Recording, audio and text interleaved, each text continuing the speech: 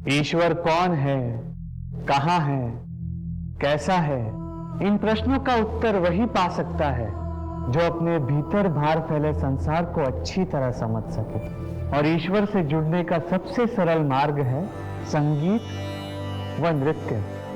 रोज की तरह हम नृत्य साधना करें और खुद को प्रभु के नाम में विलीन कर दें।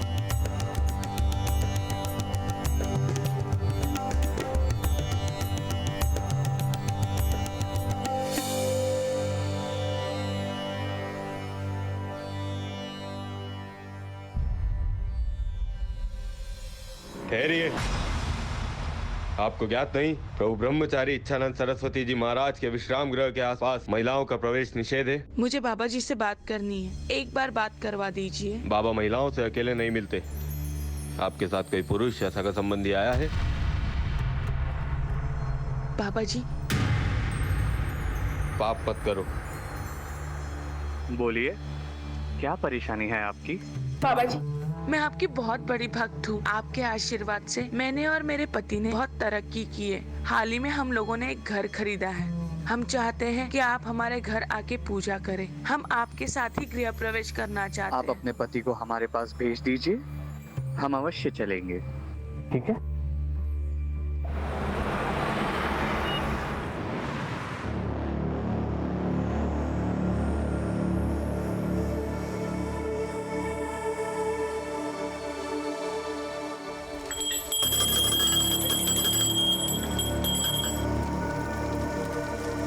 पूजा संपन्न हुई। अब हम आपसे विदा लेते हैं। बाबा जी, इतनी कड़ी धूप में आप वापस गाजियाबाद जाएंगे, वो भी खाली पेट? नहीं बाबा जी, मैंने आप सभी के लिए भोजन का इंतज़ाम किया है बाबा जी। बाबा जी, मैंने बिना प्याज लहसुन मसाले का खाना पकाया है, बिल्कुल सात्विक है। अगर आप भोग लगाएंगे तो हम सब खाना खा पाएंगे।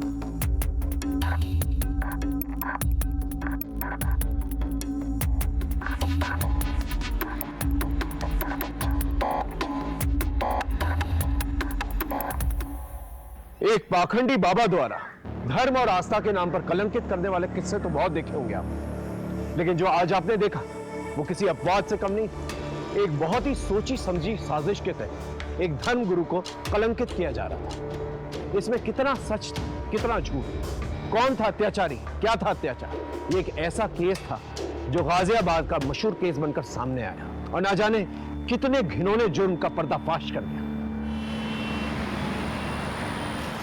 चेयरपर्सन मैडम, आपके हेल्प के लिए थैंक यू। मैं घर के बाहर तो एक लड़ाई जीत गई, लेकिन अपनों से हार गई हूँ।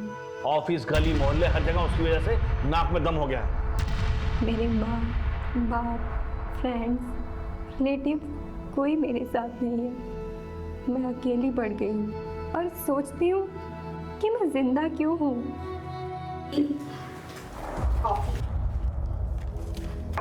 क्या छिपा रहे हो? दी, ये आप लिख रही हो जो अपने स्कूल की टॉपर, अपने कॉलेज की टॉपर, अपने कॉलेज यूनियन की प्रेसिडेंट रह चुकी है। दी, you were an inspiration to everyone. थी, हूँ नहीं। अब तो ना मेरे पास जॉब है, ना मेरी लाइफ है और ना ही पैसे हैं। दी, मेरी मानो तो आपको पापा की बात मान लेनी चाहिए।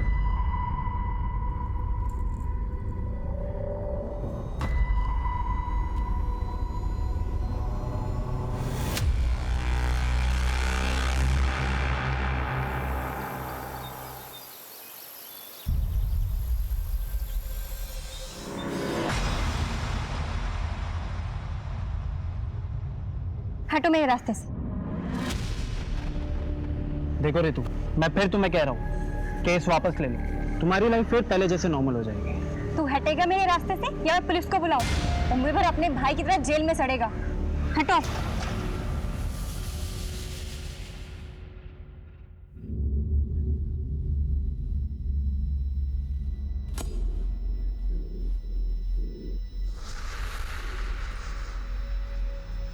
अब मेरे सामने ऐसे ब्रह्मचर्य का जाप करने से क्या होगा?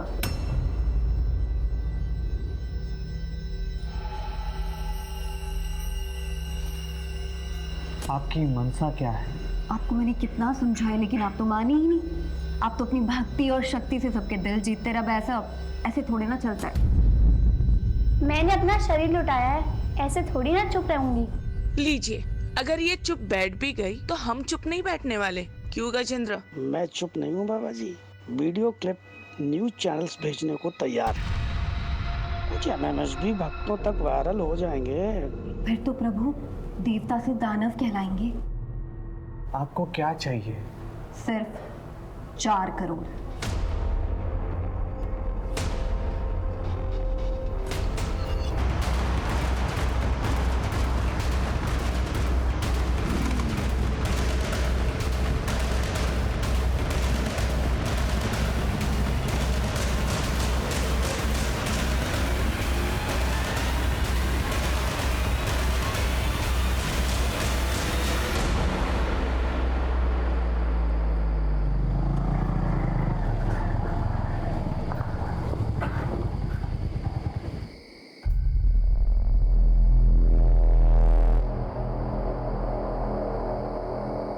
आप ना यहाँ पर रुको, मैं देख के आता हूँ।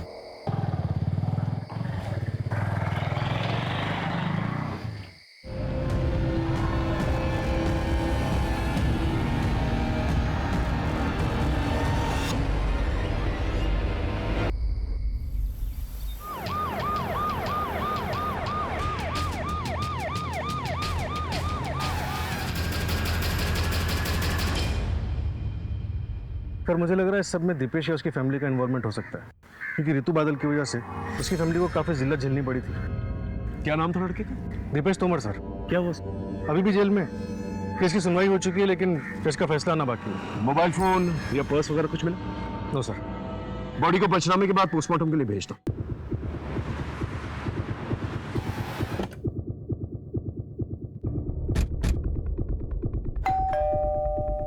सर हम क्यों उस लड़की को मारेंगे या मरवाएंगे? हमारे बेटे की जो जिंदगी बर्बाद होनी थी वो तो हो ही गई। सेशन कोर्ट ने तो अपना फैसला सुना दिया, आप हाई कोर्ट में अपील कर देते। वैसे भी ऋतु तो मर चुकी है, आप कोई ना कोई जुगाड़ करके अपने बेटे दीपेश को जेल से निकलवा लेते। हम कुछ नहीं करने वाले सर। ये दीपेश के साथ फोटो में ये शख्स कौन है? ये मेरा छोटा बेटा सर्वेश है, केरला गया। हम आयुर्वेदिक दवाई के थोक विक्रेता हैं, वही लेने गए। जरा फोन लगाइए उसे। लगे लगे।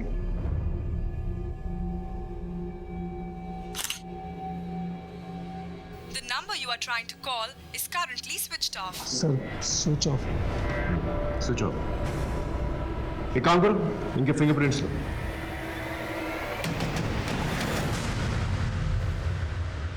इस सर्वेश का मोबाइल सर्विलेंस पे डालो और उसके कॉल रिकॉर्ड्स निकालो और उसके फोटोज खबरी नेटवर्क पे डिस्ट्रीब्यूट करो। Right sir. अपने एक आदमी को तुमर के घर के आसपास रखो, नजर रखने के लिए करो। Okay okay sir. ये ऋतु के माँ बाप से बात हुई? उन्हें पुलिस स्टेशन आने के लिए कहा है सर।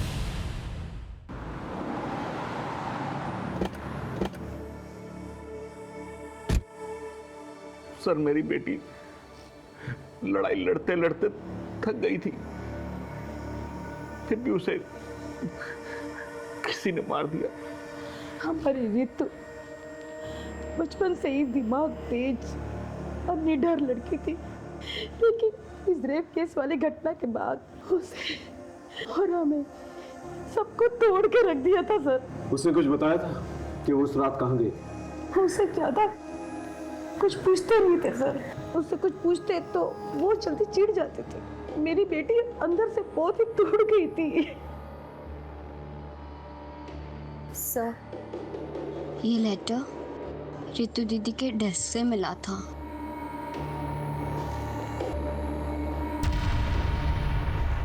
कहीं ऐसा तो नहीं कि बदनामी के डर से आप ही लोगों ने उसे मार दिया, मरवा दिया? ऐसा नहीं है सर, मुझे अपनी बेटी रितु से बहुत उम्मीदें थी। मैं अपनी उम्मीदें हार गया था, इसलिए सर मैं बहुत परेशान हो गया था। रितु की बेहतरी के लिए हमसे जो बन पड़ रहा था, जो कर सकते थे सर, हमने बहुत कोशिश की।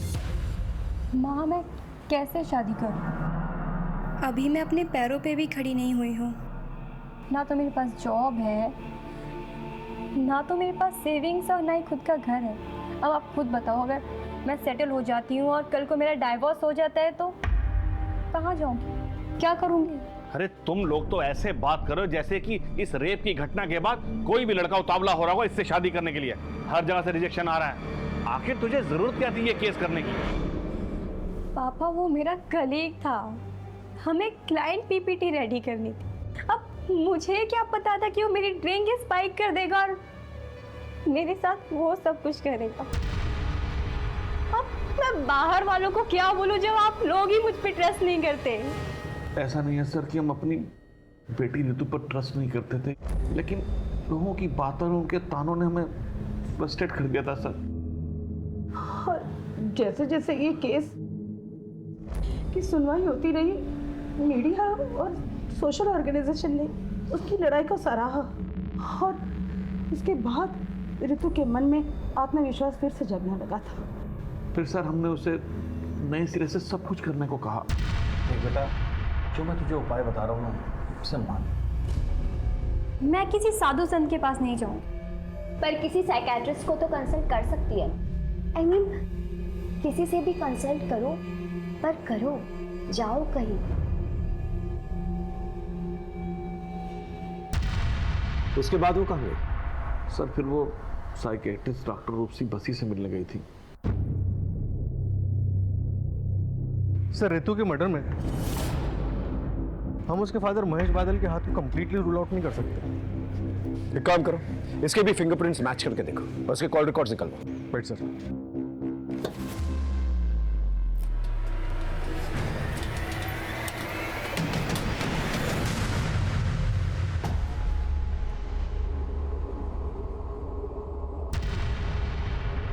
पिछले महीने का चढ़ावा आप पहले ही ले जा चुकी हैं। अब जो कुछ भी जमा पूंजी है यही है। प्रणव, ये हमारे आश्रम के गहने पैसे हैं, ये हम ऐसे ही किसी को नहीं दे सकते। आप रहेंगे, आपकी आस्था रहेगी, तभी तो ये आश्रम रहेगा।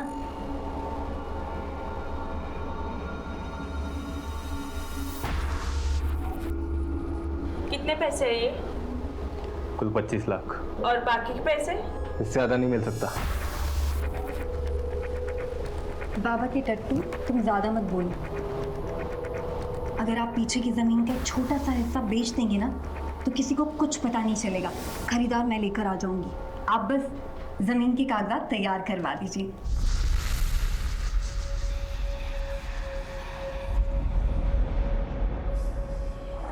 हाँ जी, मैं रितु बादल की साइकेट्रिस्ट हूँ। रितु मेंटली बहुत स्ट्रांग थी, मेडिटेशन और रनिंग से वो क्विकली रिकवर कर रही थी।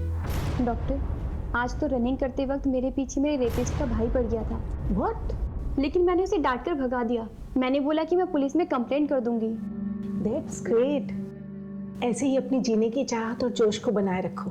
बस 3-4 सेशन और फिर तुम्हें मेरे पास भी हफ्ते में 2 बार आने की जरूरत नहीं है, महीने में 1 बार आ जाना। एक्चुअली मैं भी आपको यही बताने वाली थी कि अब आगे से मैं आपके पास नहीं आ पाऊंगी, क्योंकि मुझे मेरे स्पिरिचुअल गुरु मिल गए हैं। उनसे बातें करना, उनकी बातें सुनना मुझे बहुत अच्छा लगता है। उस गुरु के बारे में कुछ बताया था उसने? वो कौन था, उसका नाम क्या था? इच्छानंद सरस्वती जी।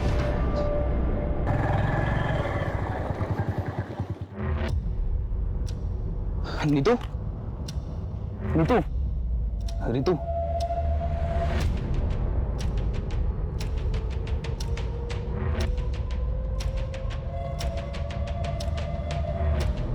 Ritu, I am sorry.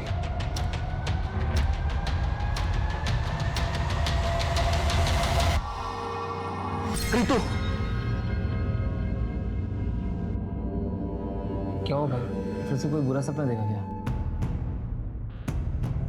आप भूल क्यों नहीं जाते कि आप गाजियाबाद में नहीं हो, बल्कि अपने घर ऋषिकेश में हो?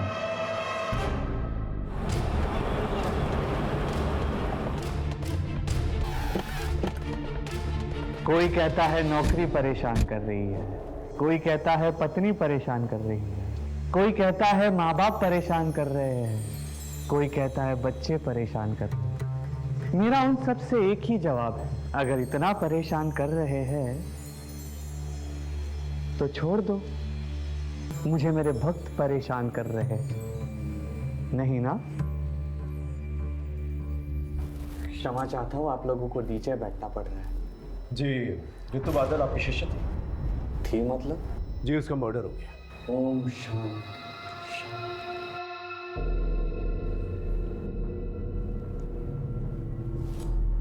कब?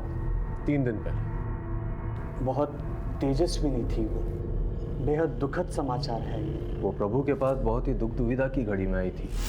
बाबा जी, मुझे लगता है कि मेरे आसपास सब फेक है, कोई अपना नहीं है, कोई मुझे लाइक नहीं करता, कोई लव नहीं करता, करेगा भी नहीं और जरूरत भी नहीं। आप पहले अपने आप से प्रेम करो, because you are your best company.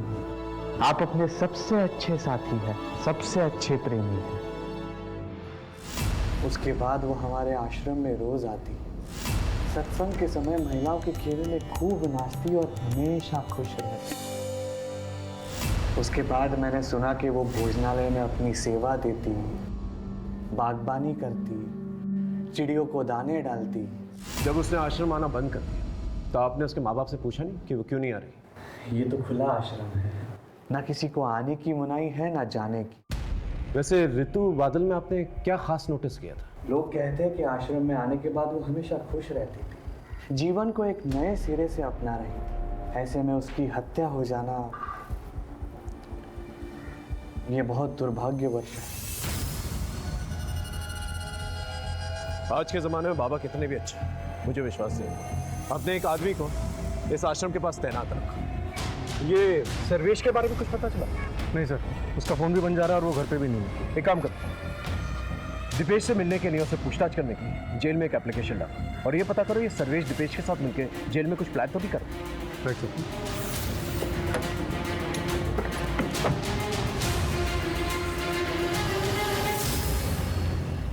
ये रही ऋतु बादल की पोस्टमार्टम रिपोर्ट। रिपोर्ट के हिसाब से मौत रात 11:30 से 1:30 के बीच में हुई और मौत गला दबाने की वजह से हुई। इसके अलावा कोई खास इन्फॉर्मेशन नहीं है। कॉल रिकॉर्ड्स में कोई सस्पिशियस? नो सर, लेकिन ऋतु का फ़ोन मौत के ठीक 1 महीने पहले से दिन में काफ़ी टाइम के लिए बंद रहने लगा। लोकेशन चेक किया, कहाँ ऑन हुआ कहाँ ऑफ हुआ? सर बाबा के आश्रम में ऑफ होता था और घर में ऑन होता था।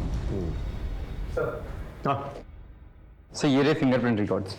ओके, इसके मुताबिक ऋतु की गर्दन पे जो फिंगरप्रिंट्स मिले वो उसके माँ बाप से मैच नहीं करते और ना ही दीपेश के बाप से मैच करते हैं। या फिर शायद दीपेश के फरार भाई सर्वेश ने हत्या की। राम राम सर जी। बोलो। आपका शक सही निकला था। दीपेश ने अपने भाई सर्वेश का स्टेट शूटर अवनीश से कांटेक्ट करवाया था। फिर तो सर अवनीश के अड्डे पर धावा बोलते, क्योंकि अब जेल जाकर दीपेश से पूछताछ करने की जरूरत तो नहीं पड़ेगी। राइट।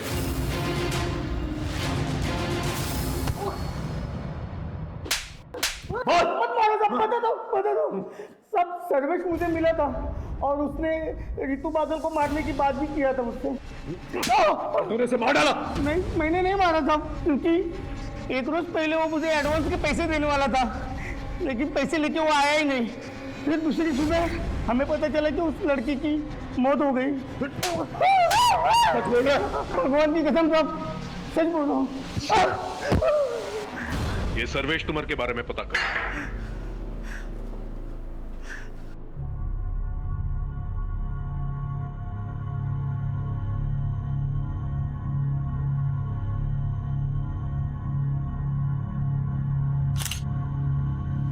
दिखाओ,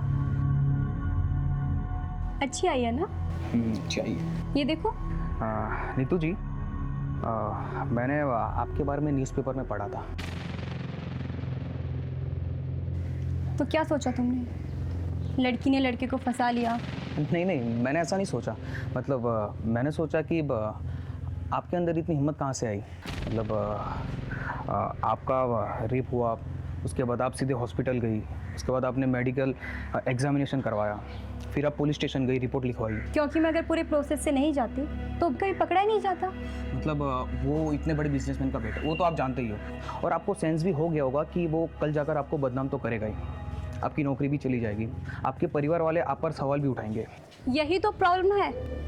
आज तक औरतें और लड़कियां यही सोच सोच कर अत्याचार सहते आ रही, पर अब नहीं। आखिर हमारे समाज में कभी ना कभी किसी ना किसी को तो कदम उठाना पड़ेगा।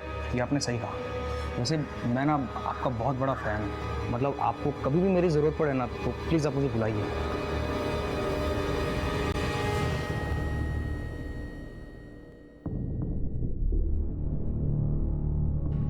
ऋतु बादल ने AA इंटरप्राइजेस के खिलाफ केस दर्ज किया, लेकिन क्यों? ऋतु ने मुझे बताया था कि ऑफर लेटर मिलने के बाद जब वो दूसरे दिन जॉब ज्वाइन करने गई तो उन्होंने उसके साथ वियर्ड बिहेव किया। आई एम सॉरी ऋतु, कंपनी ने आपकी जॉब अपॉइंटमेंट होल्ड पर कर दी। But why? वेल, हमें पता चल गया कि तुम्हें पिछले जॉब से क्यों निकाला गया था।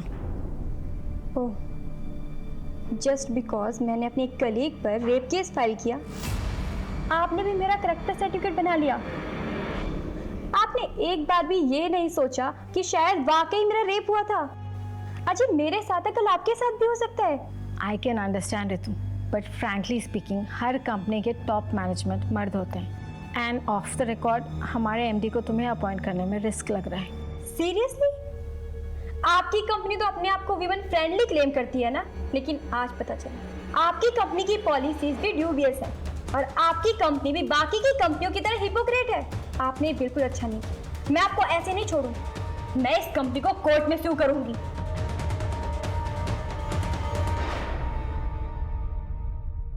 अब ऋतु रही नहीं है तो केस का कोई फायदा नहीं है, कंपनी ने एम्प्लॉय को भी निकाल दिया है। सर, हो सकता है कि उस एम्प्लॉय ने बदला लेने के लिए ऋतु का मर्डर कर दिया या फिर करवा दिया। उस एम्प्लॉय की डिटेल्स है आपके पास? ये इसका बायोडेटा। सोनल गुनात्रा। मेरी कंपनी ने मुझे सिर्फ एक पंचिंग बैग के जैसे यूज़ किया है। मेरे MD ने खुद एक पेपर लाके दिखाया था मुझे, जिसमें लिखा था कि ऋतु ने पिछली कंपनी पर एक रेप केस डाला और मुझसे उन्होंने कहा कि ऋतु को जॉब से बाहर निकाल दो। फिर बाद में जब ऋतु ने इस कंपनी पर केस डाला तो मेरे MD ने कंपनी की इमेज को साफ सुथरा रखने के लिए मुझे जॉब से बाहर निकाल दिया और कहा कि ऋतु को एम्प्लॉय करने का डिसीजन मेरा पर्सनल डिसीजन था, ना कि कंपनी का डिसीजन। आप 10 तारीख को रात को 11:30 बजे से 1:30 बजे के बीच में कहाँ थी? सर, मैं अपने PG में थी, गौतम नगर में। ठीक है, आप जा सकते। इसके स्टेटमेंट को क्रॉस चेक करो, देखो ये सच बोल रही है। ऋतु मर्डर केस में हमारे पास कोई ठोस सबूत नहीं था, लेकिन हमारे शक के दायरे में ऋतु के माँ बाप, रेपिस्ट दीपेश तुमर उसका बाप और उसका भाई, सोनल गुनात्रा और साथ ही साथ ब्रह्मचारी इच्छानंद सरस्वती का वो आश्रम था। क्योंकि हमारे पास कोई ठोस सबूत नहीं था, इसलिए हम किसी को अरेस्ट नहीं कर सकते थे। सर्वेश तुमर अभी भी लापता था, लेकिन यह पता लगाने के लिए कि उसने मर्डर किया है कि नहीं, हमने उसके पर्सनल टूथब्रश को फिंगरप्रिंट एनालिसिस के लिए भिजवा दिया था और इसी बीच हमें एक लीड मिली। हेलो साइबर सेल, ऋतु बादल की इंफॉर्मेशन शेयर की थी मैंने, उसका कुछ पता चला? इंफॉर्मेशन करेक्ट है, थैंक यू सर। एक सुराग मिला है, ये देखिए।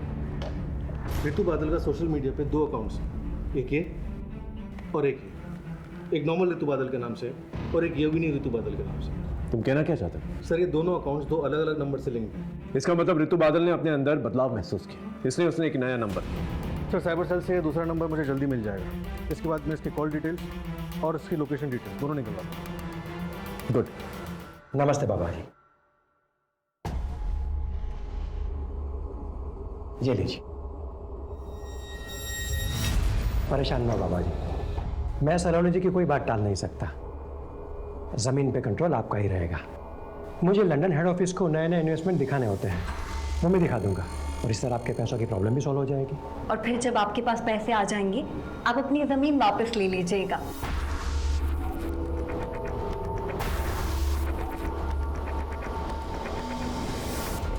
सर, ये देखिए ऋतु के दूसरे नंबर के कॉल रिकॉर्ड्स। ये नंबर ऋतु की मौत से 10 दिन पहले लिया गया था। और सर, ये देखिए 10 तारीख की शाम 6:30 बजे ऋतु को किसी आनंद प्रसाद नाम के आदमी ने फ़ोन किया था और उसके बाद 10:30 बजे रात को उसका फ़ोन लोकेशन आनंद प्रसाद का घर दिखा रहा है और फिर आधे घंटे बाद उसी एरिया में उसका फ़ोन स्विच ऑफ हो जाता है और 15 किलोमीटर दूर ऋतु की मौत। एक काम कर, इस आनंद प्रसाद के डिटेल्स दिखा। Okay sir.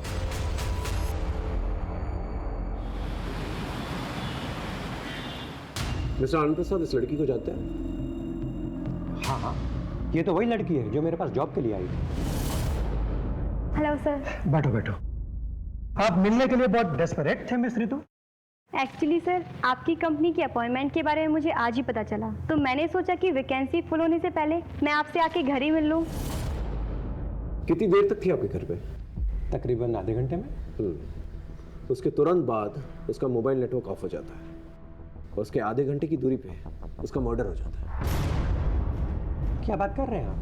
मैंने तो उसे जॉब पे रखने का मन बना लिया था। ठीक है, थैंक यू वेरी मच, आप जा सकते हैं। सर वैसे तो ये आनंद प्रसाद एमडी है, लेकिन मुझे इस पे भी शक हो रहा है।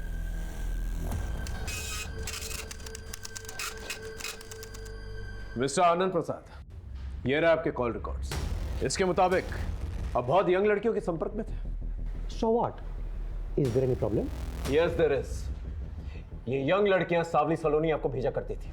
रितु को भी सावली सलोनी ने आपको भेजा था, और सावली सलोनी खुद जिस्म फरोशी के लिए जेल जा चुके हैं। अब आप सच बताएंगे, क्योंकि रितु बादल का मर्डर हो चुका है जो आपके घर आई। बोलिए।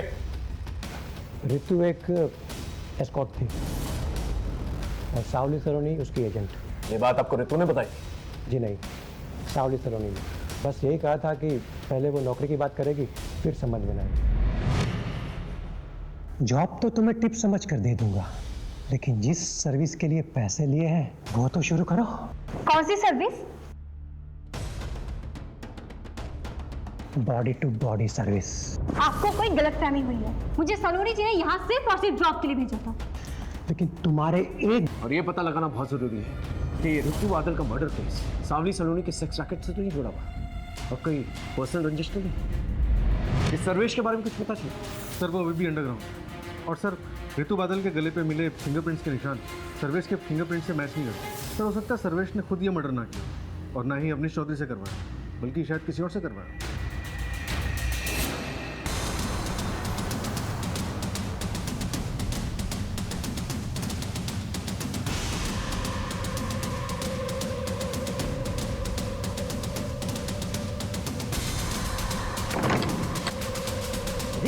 क्या हुआ? बाहर पुलिस आई है। पुलिस? तोड़ दो। पुलिस आ गई। छापा पड़ गया। भागो भागो।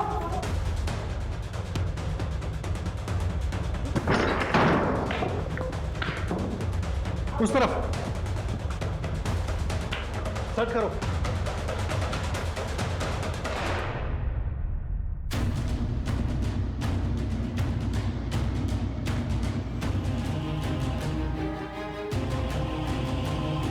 सर एक हार्ड डिस्क मिला है और इसके अलावा सारा सामान रेगुलर है। ठीक।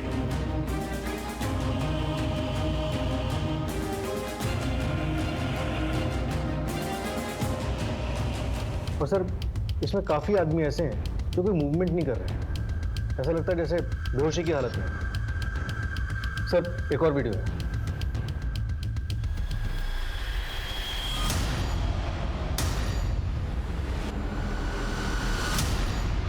ये सत्य है कि सावली सलोनी मुझे ब्लैकमेल कर रही थी।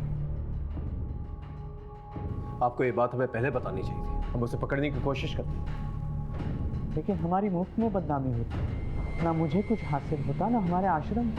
आपको इस बात का पता है कि रितु बादल सावली सलोनी के संपर्क में थी? ये नहीं हो सकता। क्या आप ये बता सकते हैं कि कभी आपने रितु को सावली सलोनी के साथ देखा?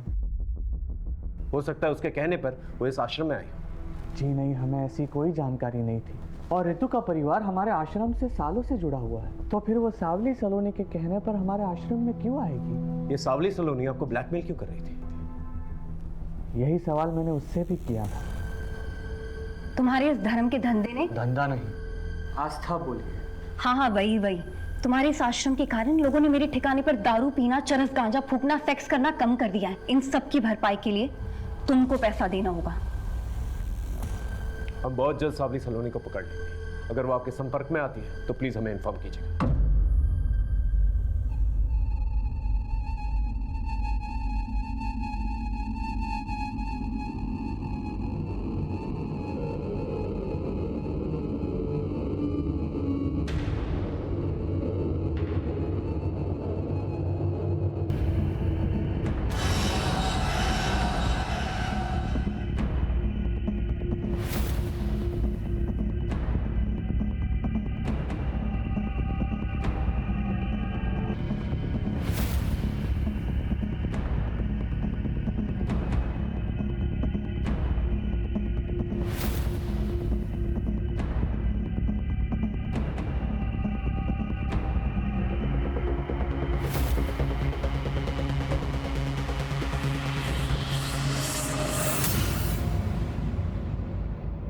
सर मैंने ऋतु बादल, सावली सलोनी और आनंद प्रसाद इनके कॉल रिकॉर्ड को क्रॉस चेक किया और सर एक नंबर कॉमन पाया। किसका? चमन श्रीवास्तव, ये उसका फोटो। ये नंबर हरिद्वार के एड्रेस पर रजिस्टर्ड और सर इस नंबर की कॉल लोकेशंस और ऋतु की कॉल लोकेशंस सब मैच करते हैं और ऋतु के मर्डर साइट से भी मैच करते हैं। और मर्डर के बाद? मर्डर के बाद 2 दिन पहले तक इसका लोकेशन ऋषिकेश ही दिखा रहा था। एक काम करो, तुम ऋषिकेश जाओ, बस चमन के बारे में पता करो। सर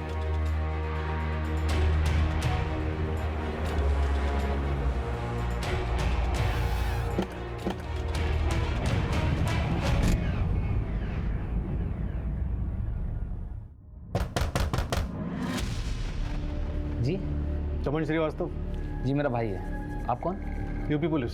सर चमन जब से गाजियाबाद से आया था हमेशा परेशान रहता था। वो किसी ऋतु का नाम लेता था, रोज रात वो डरावने सपने देखता था और अचानक नींद से उठ जाता था। और अभी कुछ दिन पहले ही वो वापस गाजियाबाद चला गया। मैं गाजियाबाद जा रहा हूँ, मुझे वहाँ पर कुछ हिसाब चुकता करना बाकी है। पर सर हुआ क्या? हमें शक है तुम्हारे भाई चमन ने ऋतु बादल नाम की लड़की का खून किया। नहीं सर, मेरा भाई एक कलाकार आदमी है, वो किसी का खून नहीं कर सकता। क्या करता है तुम्हारा भाई? सर चमन पहले फोटोग्राफर था और अब वीडियो बनाने का काम करता है। कहीं वो इसके लिए काम तो नहीं करता? नहीं सर, मैं इसे नहीं जानता। और सर चमन ने मुझे कभी बताया नहीं कि किसके लिए काम करता है। तुम्हारे भाई से आखिरी बार बात कब हुई थी? सर उसका फ़ोन 2 दिन से स्विच ऑफ आ रहा है। ऐसे बहुत सारे सवाल थे जिसका जवाब अभी तक हमारे पास नहीं था, जैसे ऋतु और चमन का कनेक्शन, ऋतु और सावली सलोनी का कनेक्शन, और इन सब में सावली सलोनी इच्छानंद सरस्वती को ब्लैकमेल क्यों कर रही थी। जब तक हम इन सवालों के जवाब ढूंढते हमें एक लाश मिली जिसने हमारी उलझनें और भी बढ़ा दी।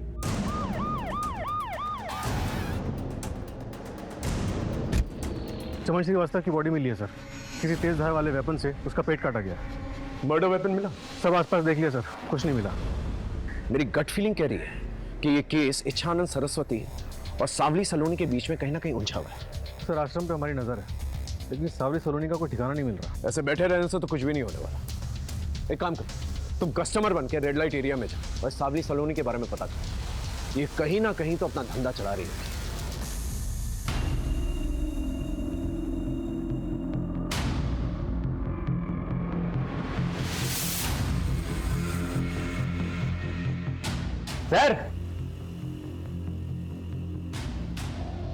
सर क्या चाहिए? एक बात बताओ, कोई कॉलेज का कौला माल मिलेगा क्या? एकदम बढ़िया पटाखा, मतलब वो समझते हो ना, एयर होस्टेस मॉडल टाइप का वैसा। यहाँ तो सिर्फ इन्फॉर्मेशन मिलेगा, बाकी काम तो होटल में होगा, लेकिन पैसा बहुत लगेगा। तो भैया पैसों की चिंता मत करो, बस तुम माल दिखाओ तो एकदम टकाटक होना चाहिए। एक मैडम है, बात करके बताता हूँ।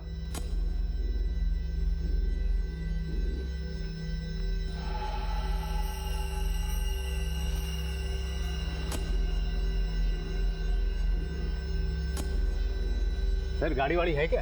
तो गाड़ी है ना बाबू, इधर है, चलो आओ। चलिए चलो।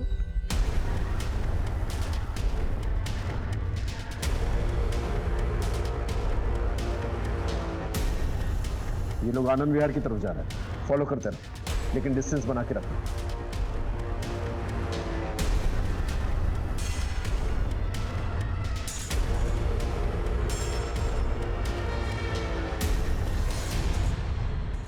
सलोनी जी। सर ये सलोनी जी ही हैं जिसके पास गाजियाबाद में किसी भी टाइम पर टॉप क्लास की इंटरनेशनल लड़कियां मिलती हैं। अच्छा तो ये हैं। आप इंजॉय कहाँ करेंगे, यहाँ या होटल में? देखिए एंजॉय तो हम कहीं और ही करेंगे, फिलहाल आपका वॉशरूम यूज करेंगे। सर अंदर है ना? आते हैं। टीम बी ऊपर आ जाओ जल्दी। चलिए आप दोनों को एंजॉय कराते हैं।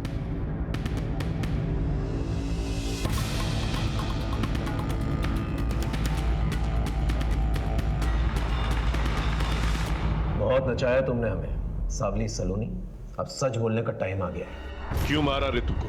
नहीं सर, मैंने उसको कोई मर्डर नहीं किया और ना ही मैंने उसका मर्डर करवाया। हाँ, मैंने उसे अपने क्लाइंट के पास ज़रूर भेजा था। तुझे ना उसे थोड़ा इम्प्रेस करना है। हाँ मैं कर लूँगी, मेरी वर्क प्रोफाइल अच्छी है। वो कुछ और ही समझ रही थी, लेकिन तुम ऑलरेडी पैसे ले चुके थे उसके नाम पर।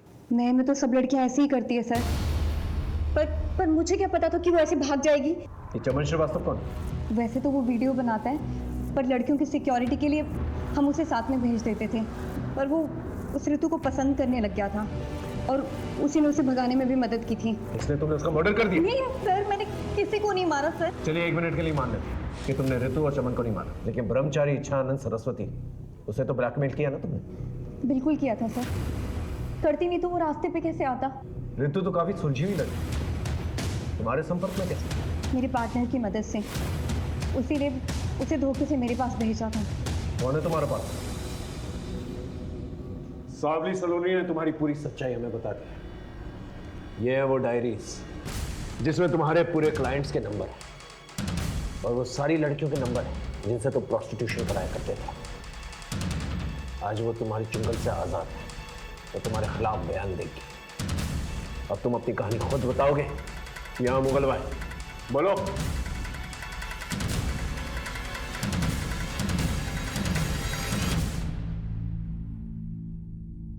देखिए, मैं पहले ही क्लियर कर दूं कि ना ही मैंने ऋतु को मारा है ना मरवाया है। वो तो मुगल भाई लेंगे, पहले तुम अपनी काली करतूतों के बारे में बताओ। संभोग और समाधि, ये दोनों ऐसी चीजें हैं जिससे भारत देश में किसी भी मूर्ख या किसी भी होशियार को लपेटा जा सकता है। मैं 5 स्टार होटल में सिक्योरिटी गार्ड की नौकरी किया करता था। वहां मैं देखता था साधु महात्मा को कुछ युवतियों के साथ आते जाते। बस उसी दिन से मुझे मेरा जीवन सत्य मिल गया। मैंने मंदिर बनवाया और फिर मसाज पार्लर के जरिए देह व्यापार का धंधा शुरू किया। और फिर तुमने सावली सलोनी जैसी धंधे वाली से कनेक्ट किया, है ना? मैं सावली सलोनी जैसे लोगों के पास लड़कियां भेजता और फिर दूसरी बार उन्हीं क्लाइंट्स के साथ डायरेक्टली डील करता। इसलिए सावली सलोनी अपना पैसा निकलवाने के लिए तुम्हें ब्लैकमेल कर रही थी। अरे ऐसे थोड़ी ना, हमारा नेटवर्क कश्मीर से लेकर कन्याकुमारी तक और सूरत से लेकर कोलकाता तक फैला हुआ है। आप देश विदेश कहां भी जाओ, हमारी सेवाएं आपको एक फोन कॉल में उपलब्ध की जाएंगी। वो 17 फोन में बाहर कुछ ना बोलती और फिर धीरे धीरे उन्हें इस जीवन की आदत पड़ जाती। लेकिन ऋतु ऐसी लड़की नहीं, इसीलिए मैंने ऋतु को नौकरी के लिए सावली सलोनी के पास भेजा था। तुम एक काम करो, तुम सावली सलोनी से जाके मिलो। वो हमारी परम भक्त है, वो तुम्हें सही इंसान से मिलवा देगी जो तुम्हें बेहतरीन नौकरी देगा। थैंक यू सो मच बाबा जी। लेकिन ऋतु वहां से भाग गई। और ये बात तुम्हें चमन के थ्रू पता चली, जो तुम्हारे लिए ब्लैकमेलिंग किया करता था और सेक्स वीडियोस बना करता था। और फिर बाद में तुमने ऋतु को मारा। मैंने ऋतु को नहीं मारा, लेकिन हाँ, चमन ऋतु को भगा कर ले गया था। जब तक हम लोग वहां पर पहुंचे तब तक ऋतु मर चुकी थी और चमन भी गायब था। चमन गायब नहीं हुआ था, तुमने उसे मार दिया। मारा नहीं, मुक्ति दी थी। ऋतु की मौत से व्याकुल हो गया था। बार बार पुलिस के पास जाने की धमकी दे रहा था। मैंने बहुत समझाया उसे, लेकिन वो नहीं समझा। अब समझने की बारी तुम्हारी है और तुम्हें समझाएगा देश का कानून। ऐसा केस बनाऊंगा ना तुम्हारे खिलाफ कि तुम्हारा बड़ा सा बड़ा क्लाइंट जो है तुम्हारी बेल नहीं दे पाएगा। अगर ऋतु को बाबा ने नहीं मारा तो फिर किसने मारा? एक काम करो, ऋतु के मर्डर के रात के इंसिडेंट टाइम से मैच करके देखो। उसके कॉल रिकॉर्ड्स और लोकेशन रिकॉर्ड्स दोबारा से चेक करो। कातिल हमारे रेडार में ही है, बस पकड़ में नहीं आ रहा है। ऋतु ने चमन के फोन से आपके लैंडलाइन नंबर पर उस रात आप लोगों को फोन किया था। आपस में फैसला कर लीजिए आप कि ऋतु को किसने मारा है। सर, मैंने मारा अपनी बेटी ऋतु को। उसका फोन आया था मेरे पास। पापा, वो आपका इच्छानंद बहुत ही गिरा हुआ आदमी है। वो बहुत ही घटिया इंसान है। वो उसने मुझे प्रोस्टिट्यूशन में डालने की कोशिश की। मैं अपने एक दोस्त के साथ ग्रीन पार्क के गेट नंबर 2 के पास हूँ। पापा, प्लीज जल्दी आ जाओ। सर, मैं उससे बहुत तंग आ गया था और बाबा की बुराई मैं नहीं सुन सकता था, इसलिए गर्दन दबाकर मैंने उसे मार दिया। झूठ बोल रहे सर। ऋतु का फोन मुझे आया था। सर, बाबा जी को हम पूछते हैं और ऋतु फोन पे बाबा जी के बारे में अनाप शनाप बके जा रही थी। बस गुस्से में आकर मैंने उसे मार दिया। नहीं इंस्पेक्टर साहब, ऋतु को मैंने मारा है। नहीं साहब, मैंने मारा है सर। सर, मैंने मारा है सर। रहिए आप लोग। ये रहे आप लोगों के फिंगरप्रिंट रिकॉर्ड्स। ये ऋतु के गर्दन पे मिले फिंगरप्रिंट रिकॉर्ड्स और आप दोनों के फिंगरप्रिंट रिकॉर्ड्स मैच नहीं होते।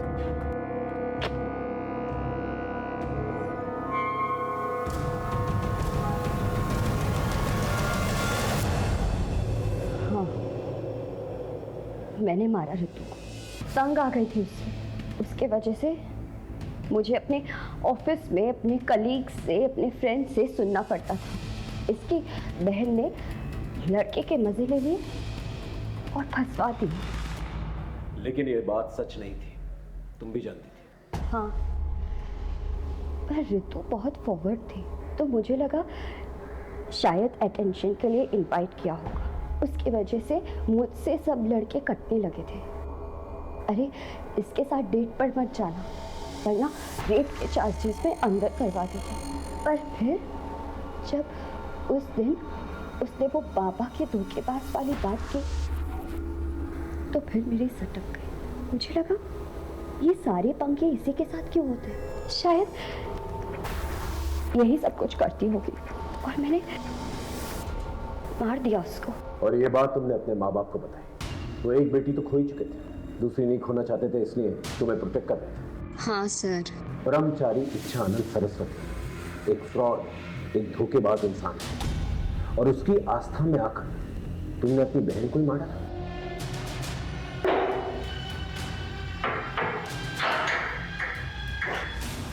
ब्रह्मचारी इच्छानंद सरस्वती उर्फ अनुज अजय द्विवेदी, उसके सपनों ने उसे गलत रास्ता इख्तियार करने पर मजबूर किया, जबकि मधु ने अपना संयम और आपा खोया। खून और आदर्शों के रिश्तों पर भरोसा ना करके उसने अधर्म का रास्ता चुना और गुनाह कर बैठी। पैसों और जिस्म की रंगीनियों से दूर रहे। इसी दस्तक के साथ मैं सीनियर इंस्पेक्टर हिमांशु रावत आपसे विदा लेता हूं। फिर मिलेंगे एक नए केस के साथ। तब तक देखते रहिए क्राइम पेट्रोल दस्तक, क्योंकि मकसद बता